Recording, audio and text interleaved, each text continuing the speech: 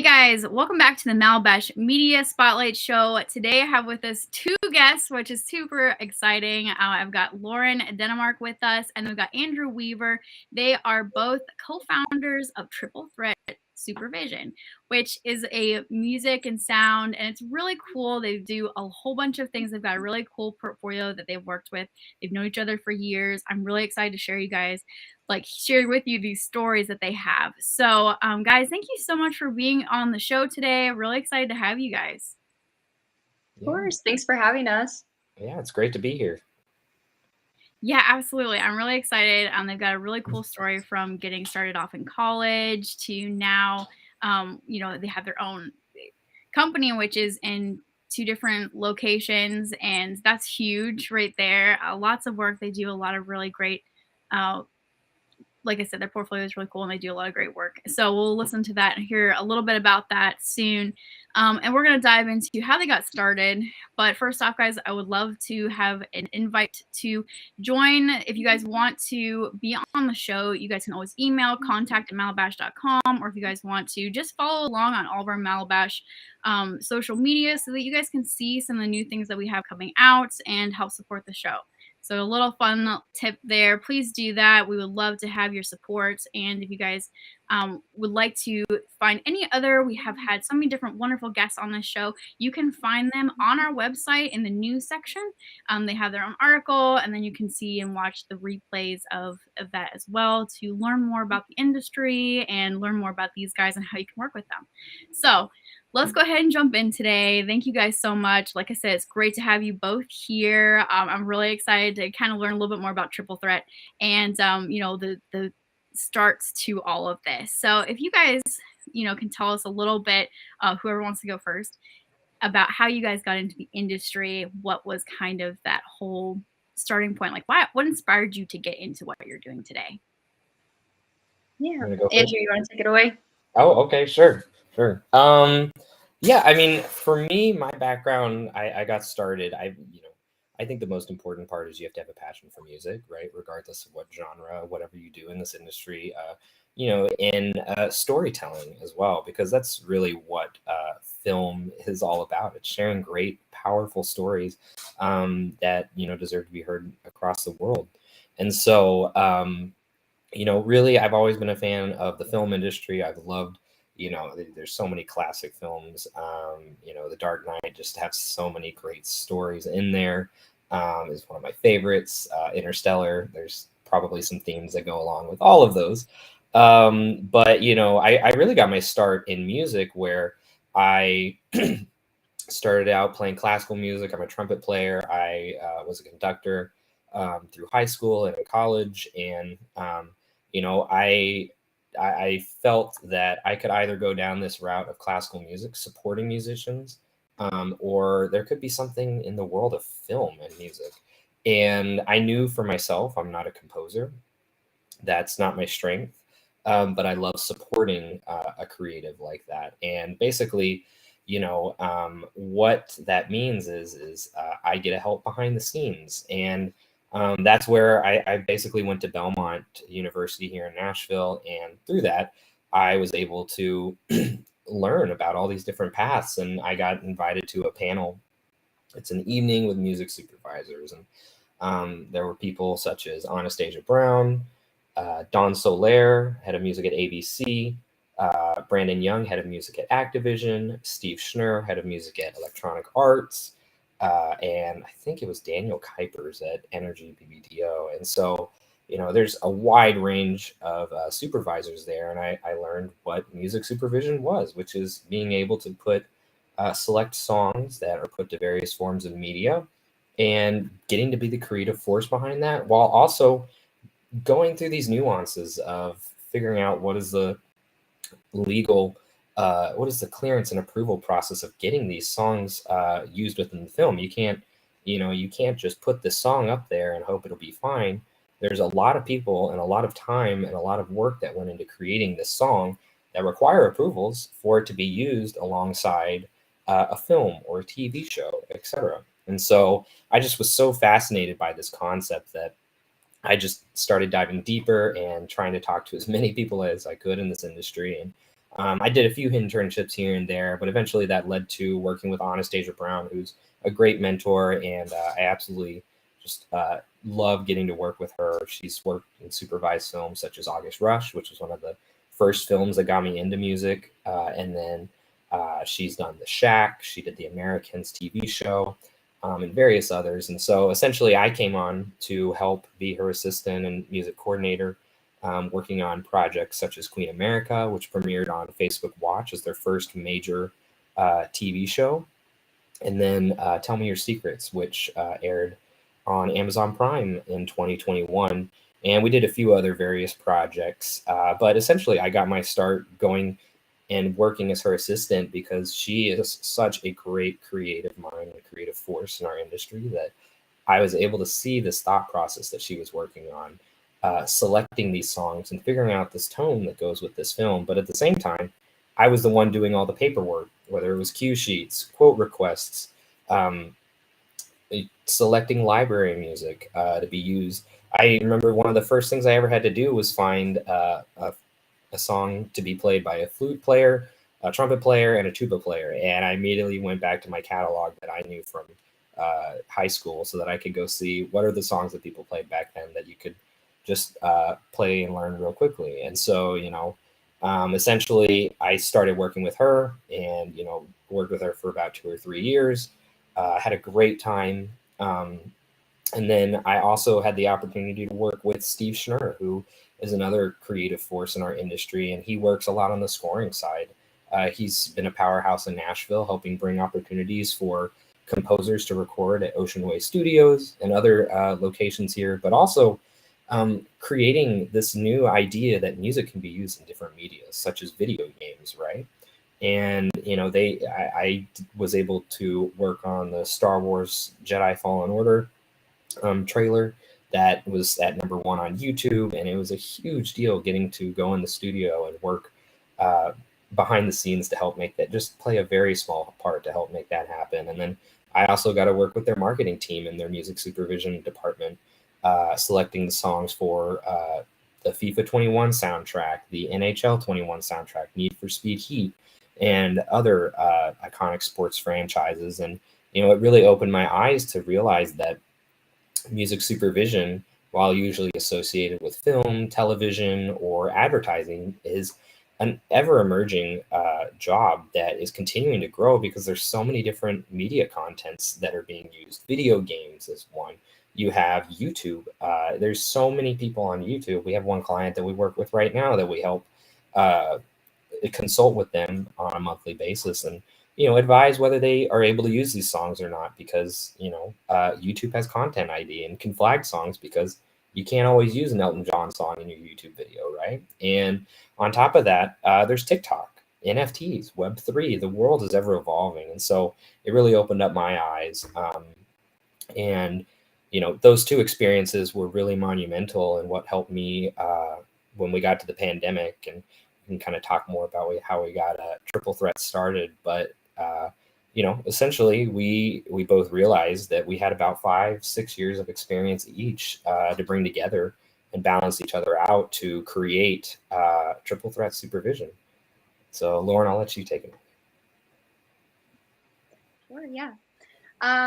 So for me, I would say my inspiring force to get into this field, as Andrew mentioned, you have to be obsessed with music. And I grew up just always around music. I played classical piano for over 10 years. I played clarinet as well. And so I was in band. I was a total nerd. I loved music and was just always immersed in it. My father always used to show me new music constantly on the record player in the car. And then my mother and my grandmother were constantly taking me to the movies. So I just grew up constantly curious and fascinated. And I just remember being a young child and sitting in the movie theater going, oh my gosh, this soundtrack is amazing.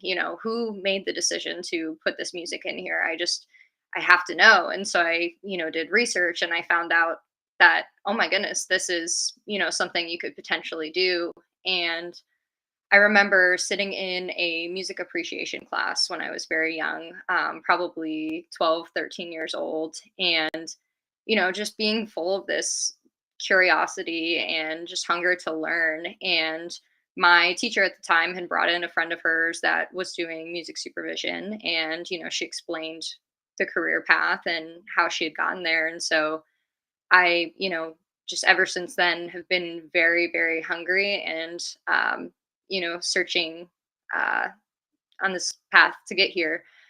So it's been really, really amazing. And I think just growing up and watching films like Saturday Night Fever, Flashdance, like those are my like favorite types of films. Very music heavy. There's a lot of on camera performances, and the music carries those stories. And so I think it's the perfect career. I always say it's the perfect blend of business and creative.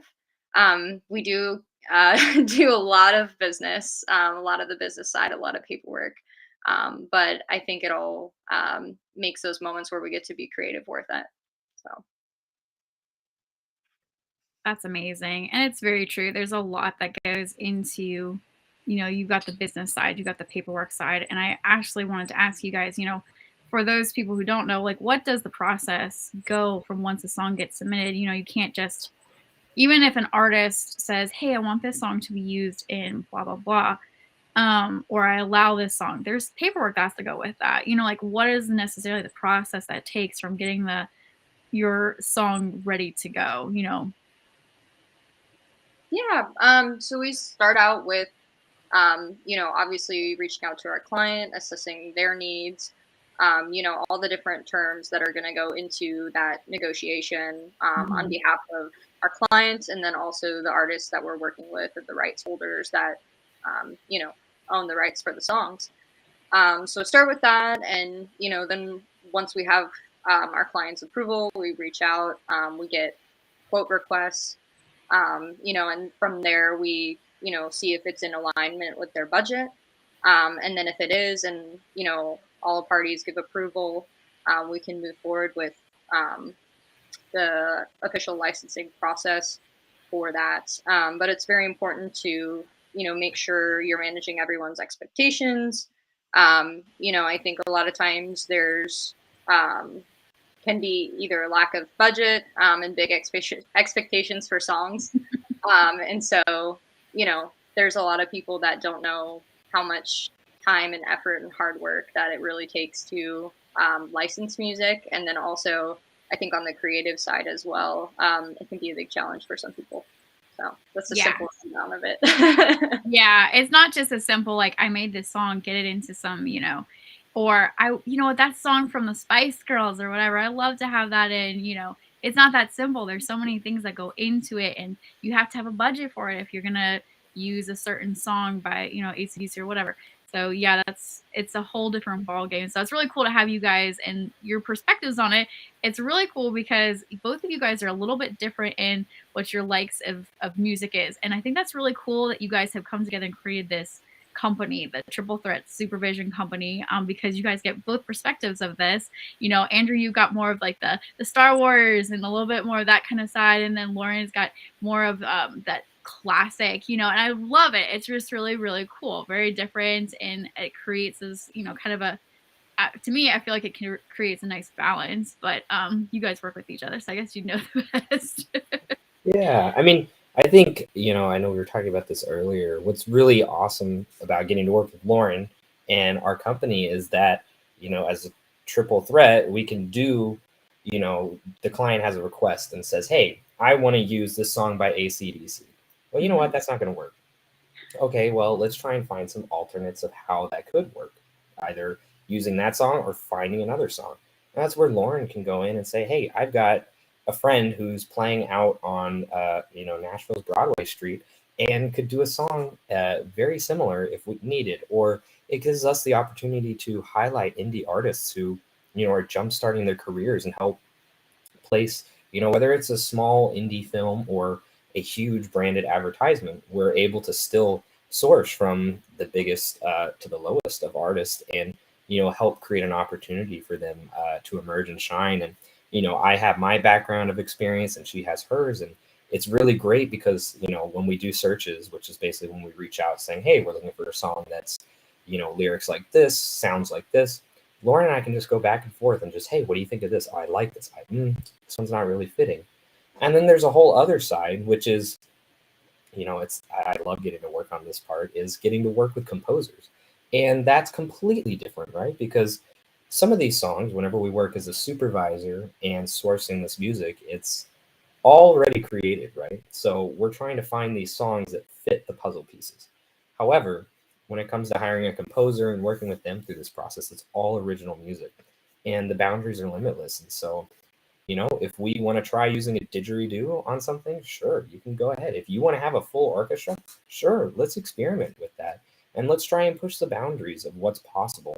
Um, and so that's kind of what some of the fun stuff that, Lauren and I get to use our strengths with each other and balance it out where, we're able to have this creative conversation that's constantly happening on top of doing all the paperwork that's required to get approvals and make sure everybody's paid and happy. Yeah, that's definitely really true. And it's cool that you guys, you've got that side that you love about it. What other things do you love about the industry and what you guys get to do on a regular basis? Oh my gosh. Well, I love that it's fast paced. I mean, you have to be highly organized and efficient with your time. And we're both big nerds and I think very protective of our time. And so it's a fun challenge for us. I mean, as I mentioned earlier, it's the perfect blend between business and creative. And not to mention, you get to work with so many different amazing, talented people. I mean, my gosh, just from, our clients to the artists that we're working with. It is such a talented group of people. And so we feel very grateful every day that we get to blend those two worlds together between film and music. That's definitely true. How about you, Andrew? What else do you like about the industry that, has maybe been something that's kind of stood out to you that you maybe didn't like before or you've grown to like, or I don't know, just something that I learned a little mean, bit more about? for us, yeah, of course, it's important to have a constant flow of projects happening, right? There's always these projects that we're going to be working on that are ongoing. However, what really catches my attention is these stories that just are so empowering and Mhm. important that have to be shared, right? We can tell the love story that's happened countless times, coming of age drama, right? But let's put a twist to it. What if, you know, I won't spoil one of the projects we might be working on, but there's just so many wonderful opportunities to share important stories. Another one that we would have loved to probably have worked on is Till, this new film that just came out about the story of Emmett Till, but it was told from the aunt's perspective, right? And it's such an important part to get a different part of history in that conversation that happened. And so for me, I love getting to help play a part. And we don't, Lauren and I, we're not there to show off and be the face of the screen. Not at all. We want to be there to support and help amplify the storytelling, right? So our goal is to make sure that we're helping achieve that by, selecting the right songs that are appropriate, whether it's, a period piece set in the 1960s or if it's this beautiful song that really resonates with the story that is created or that we found. A great example of that right now is Kate Bush running up that hill, Stranger Things, right? That song fits perfectly, but that song is over 30 years old. And so, getting to watch that find the perfect puzzle piece, 30 years later is beautiful. And, I love getting to watch that success story happen for that artist. It's really cool. And I wanted to ask you guys too, this is completely, well, actually not really off topic, but it's falls a little bit along with what you guys were just talking about with the age of a song. So, what necessarily determines the price range of a song? Like, what determines that budget? Obviously, popularity, who created it, but are there any other things that go into it? Does the age make a difference? Yeah, Yeah. absolutely. There's a lot of different terms I think we use, and the rights holders will use for negotiations. How long the physical timing is the use within the film. Is it how long of a term is it going to be used in perpetuity? Is it only going to be 6 months? Where is it going to be used? Is it just a film festival? Is it going to be, streaming? What territories? Is it going to be worldwide? Is it going to be US based only, UK based only? I think all of that factors. I mean, there's so many different things. Age is another very important one. Whether or not something is public domain. There's so many different factors that go into music and the way that things are priced out. And so, that's kind of one of our specialties is being able to analyze that and then negotiate, and get something to fall within budget if it's possible. Awesome. That's super Yeah. cool. Oh, go ahead. No, go ahead, Andrew. Yeah. I mean, it's very interesting where, the age of a song, you think maybe a song from the 1940s, that's so old. Nobody wants to hear that, right? Well, you know what? That's actually going to be more expensive because it's a whole vintage, It's becoming vintage. It's, becoming more nostalgic. I mean, you're seeing now how Stranger Things is one of the examples that is bringing back music from the 80s, right? Well, that whole decade of music is seeing a resurgence because of a show that was created now. And, another part that affects pricing in terms of age is also nostalgia. So, for example, that TV show has brought back 80s nostalgia. Physical is another show on Apple TV that, brings back that little disco that's going on. And what's really important is okay, well, if that type of music is being used more frequently, let's say it's more popular right now, well, that's going to increase the price, right? Because everybody's wanting it. And so, that's just one of the other aspects. And so, I would say for anybody who's curious about using a song for a project, it never hurts to reach out to the appropriate people. That's where we come in and we can help facilitate that, or at least say, hey, that's not going to work, or yeah, that could definitely work. But, you know, the beautiful thing is it's always a negotiation where, like I was saying with the Till movie, maybe there's a song that's really old, but they wanted to use it, and it was for a really powerful moment, right? There's so many parts of that story that could have a song placed over it. I haven't seen the film yet, but um, you know, that could totally change somebody's opinion. I mean, there's a few artists that will not license their music at all, but you'll hear this one exception because it was for such an important cause for an ad, or it was for such a pivotal scene in a film that they love the series or something like that. So it's that's the beautiful thing is it's always a negotiation and never always straight up a no. That's really interesting. And it's true too, if you need it for that specific moment, music makes so many things of a film. It's so much because everybody who's gone to school or if you've gotten into the film industry, you see the difference between the silent films and and if the music doesn't hit the right spot and the right timing and all that stuff, like it can lose a moment or it can exaggerate a moment that doesn't need to be exaggerated. You're just like, that didn't feel right. So it's very much, like if you need it for a specific thing, like I like how you say that it is a negotiation. Like, okay, so how can we work with what we have to get you that same feeling for that moment? So that's really, really super cool. And I appreciate you guys telling us about that. And I also want to go into now, since we've learned a little bit about your background, history, and everything. Triple Threat. How you guys got started? Mentioned COVID a little bit. Did that play a part into this, and how did it? So whoever wants to go first, how did you guys get started? I'll pop up here their website so that we can watch it while they are talking. Lauren, you want to go ahead? Sure. So we had always been friends. We met through a music business conference in town. Funny enough, we went to the same college, but we didn't know each other through school. But we met, had become friends. We're both music supervising individually in Nashville. And, we really had this passion and this desire to bring the Saint community together in Nashville and also, to get more music supervision happening in Nashville. And I think You know, COVID was obviously a really horrible time, you know, for a lot of people. And for us, I think one of the good things that did come out of it, you know, people started teleworking and it became more acceptable to, um, you know, people realized you can really do this work from anywhere, that you have a laptop and, you know, the internet and the knowledge. And so I think it really opened us up a lot.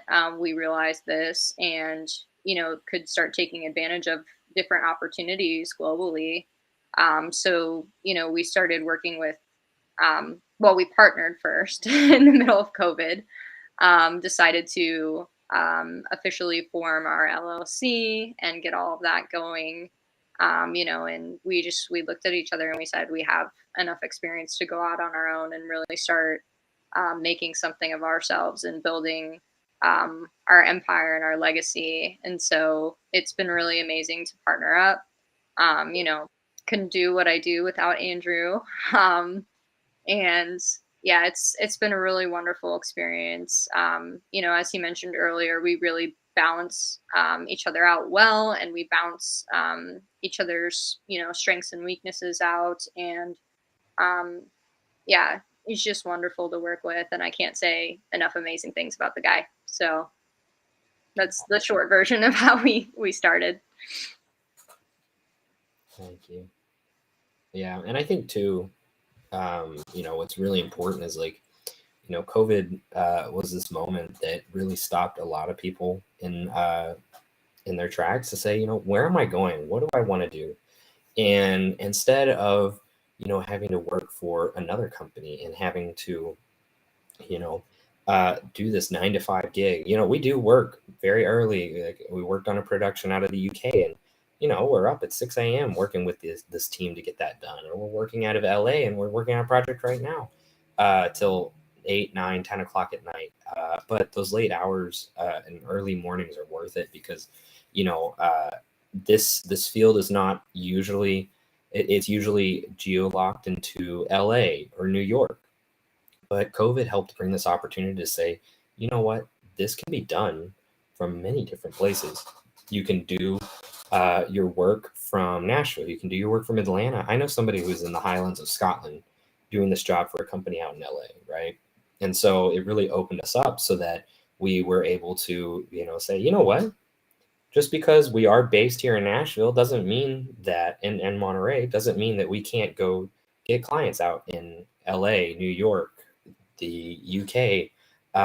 You know, there was even one person we've talked to out of Israel that we almost worked on their project. And so, you know, it's again, we want to, there is this traditional format of supervision and how it's done, but we also want to push those boundaries to be that next evolution of supervision and show that, you know, you can do it from anywhere. There's such, I mean, here in Nashville, there's such a great pool of talent that we can source from. And then you have Memphis and Atlanta, you know, all within 3 or 4 hours of Nashville, that there's so much talent that can be sourced here that, you know, doesn't usually get sourced if you're living out in LA or up in New York, right? And so I really love that, you know, we're able to be in this music centered hub and able to help highlight these artists and, you know, find these stories here out of Nashville or out of, you know, Memphis that we can also highlight because they deserve to be told too.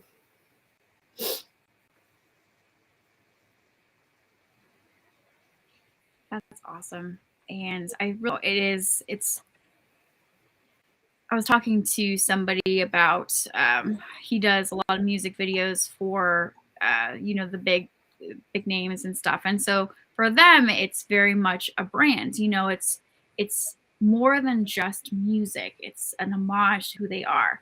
And so it's really cool that you guys can work in that same realm and you get to connect with these artists that this is their brand. Like this is who they are.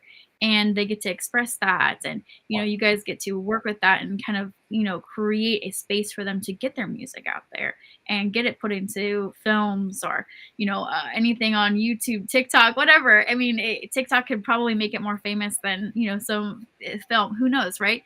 You know, and it's really cool that you guys have that opportunity to kind of invest in those people and their working lives and get brands and who they are out there and their stories and things. So I think that's really cool. And thank you guys for sharing all that. I'm really excited about your company, and you guys can find them at triplethreat.com or triplethreatsupervision.com. You guys can find them there to work with them, see how they can help you guys out with your music needs. And you can also follow them on social media as well, same Triple Threat Supervision as well. So check out their website, guys.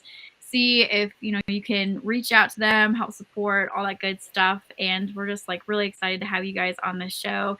Before we leave for the day, though, we want to ask you guys a little bit about words of wisdom that you would offer to people that are getting into the field or thought about it. Like what are words of wisdom that you would give to anybody who wants to get into the field or is interested?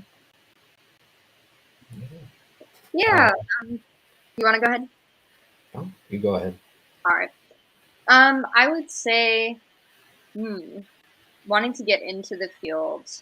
The biggest piece of advice that was so helpful when I was doing, all of my internships and different jobs that I had and mentorships, a really great mentor of mine very early on said, just jump in and start working, and that was where I started. One of my very first internships was working with a sound design company, and I learned all of the aspects of designing sound effects. And, that was kind of my very first way in. And, along with that, they let me actually creatively music supervise a little bit and help choose some of the music that went into, a couple of the ads that they were working on, some, radio spots as well. And so, you never know where you can really get your first start, your first credit. A really big piece of advice I have to a lot of young people trying to get into this field is meet people your own age, meet other students, meet other people who are trying to learn, other filmmakers, and work with them. See how you can be of service to them and help them with their projects. And especially, for your clients starting out, how can you help cultivate their vision and drive their story by helping choose and license the music. And I think it's a very, very powerful skill set that we have. And if you can start jumping in and getting your feet wet and learning by working and getting internships and taking those jobs, get out of your comfort zone and do things that scare you. I love that, Lauren. That's actually so true. I think for any type of uh environment that you want to get into and that you want to kind of make the next steps, if you get out of your comfort zone and do things that scare you, you're probably going to get the farthest you've ever been.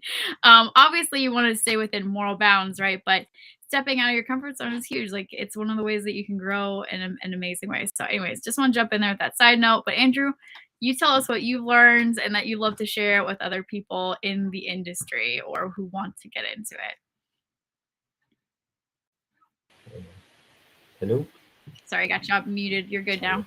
Yeah, I mean, for anybody who wants to be a music supervisor or even work on the other side where you represent artists and you're pitching music to us, right?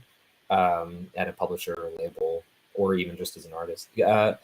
Research the Guild of Music Supervisors. They're a company, or not company, they're just an organization that is really helping create a community for this world of sync and music supervision. And I think it's really important that we all get together and support each other because while it is a competitive industry, just in the entertainment industry, it's also one of the most supportive groups of people I've ever met. And I would also say too, we're right now trying to help each other make sure we're getting the right wages, right? And for our projects and trying to unionize as an example. But I would say, trying to get involved with them is a great start. And then also, if you're in college, like Lauren said, just go to the film department and say, hey, I really would love to find some cool music to use in your film. And, the wonderful thing about a one-time student showing for a student capstone film is most of the time people are going to be pretty easygoing about that, even for a more notable song. and you'll get approval for that. You do have to go through that process, but you are going to learn a lot as you go through that. And if you do have the opportunity to intern for a music supervisor, or like I said, on the other side, pitching music to music supervisors, definitely work on that, because I think, one of the best things you can do is find a mentor in this industry, because you need to have people. Lauren and I have mentors who've helped us get to where we're at, and we continue to support each other, because it's not an easy industry. But having a mentor is extremely important. And then two, or I guess three, you could say, um, just uh, you know, like Lauren said, get out of your comfort zone, but you know, uh, remember why you're doing it. It may be a long day, and it may be so hard that you're trying to get an internship with a music supervisor, and you've tried and tried and tried, nothing happens, or you're pitching music and nothing is happening. It will happen if you stay dedicated and stay focused on that. And just remind yourself why you're here. It's for the love and passion of putting music to film and TV, and watching that story get amplified through music. And so, I think as long as you're going in with the right mindset and also just a positive attitude, you're going to go a long way. I agree. That's awesome. And I really think too, with the industry, what you guys are talking about, getting a mentor, getting out there, being that person that makes the first step.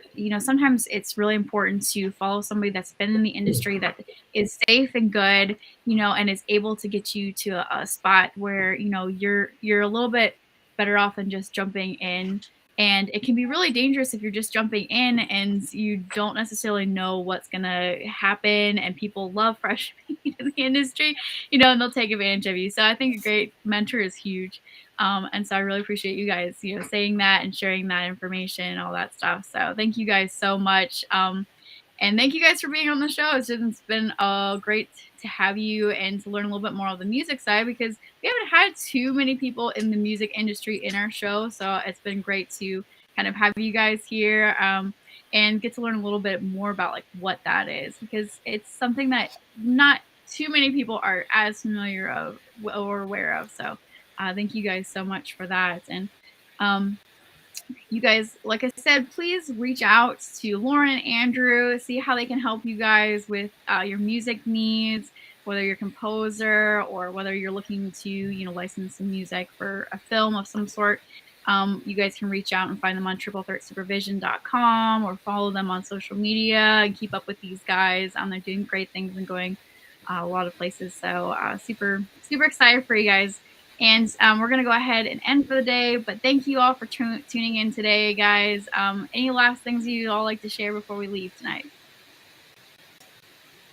I would just say, also, if you are a filmmaker, director, producer, production company, whatever it may be, um, you know, Lauren and I, one of the most important things about our job is educating people. And, sure, we do charge whenever we are working on a project, but even if it's an inquiry, like, hey, I may want to have music on this, we would be happy to have the conversation. So, feel free to reach out on Instagram, or, our website has a contact form, our emails on Instagram and Facebook and all of that. So, we'd be happy to chat further, because, what's really important is we want to make sure everybody stays educated as well, and understands, the musical landscape within film and music for media.